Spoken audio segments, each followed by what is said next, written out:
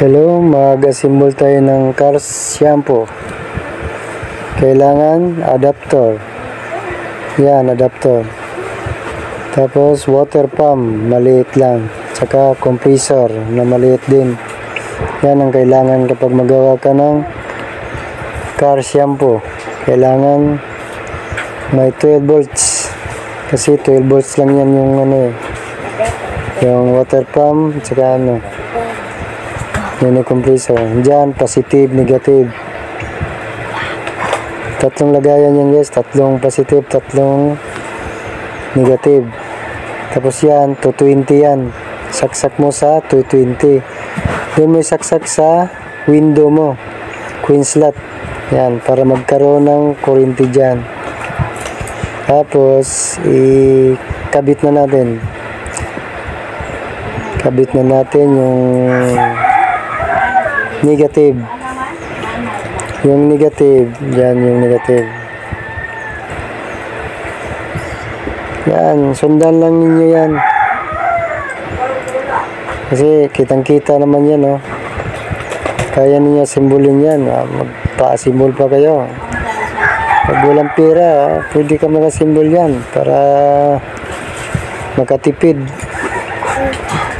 Ako nga, nanonood lang ako ng YouTube. Diyan na ako natuto yan sa YouTube. Lahat ng natutunan ko sa YouTube ako kumuha ng kasi madali lang ako yan yung compressed water pump. Kabit din natin yung water pump.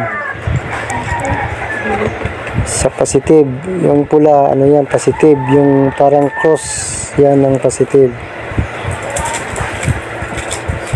Tingnan na ninyo yan, kaya ninyo yan, sundan.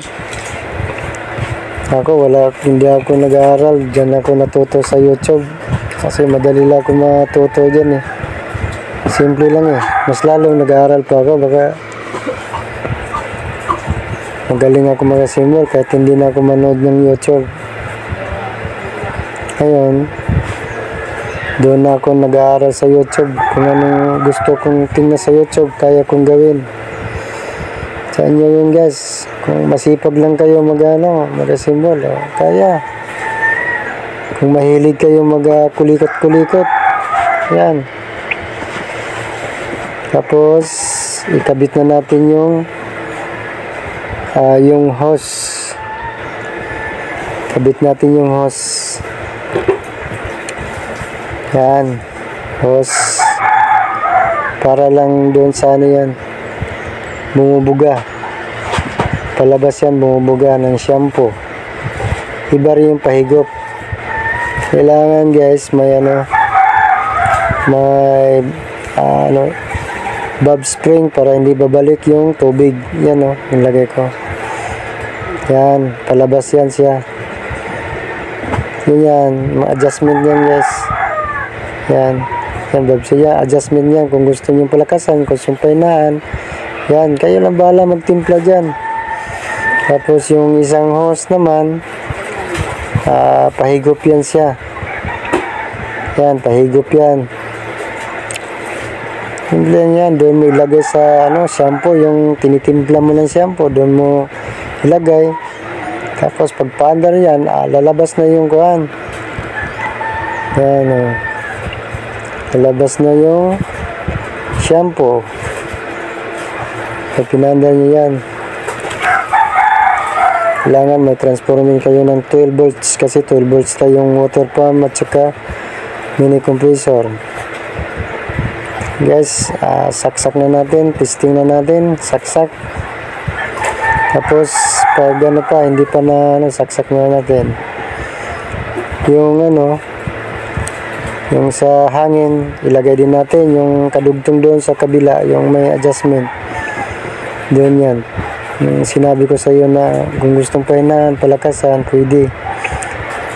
Pag wala kasing hangin yan, hindi bumubula yung car shampoo nyo. Yan yun, adjustment doon. Doon bumubuga ng hangin yan. Adjust, yan, adjust. Tapos, dyan yan, papuntang mini compressor, yung isa papuntang water pump. Dyan. Yan, umihigop ng shampoo. Yan, adjustment yan. Tapos, maiksi naman yung hose guys, nilagay ko. Yan o. Yan nalalabas yung sabon. Yan guys, yan. Kita mo yan guys, okay na. Kita mo paano pag-asimbol. Hulugan na natin yan. Saksak muna natin.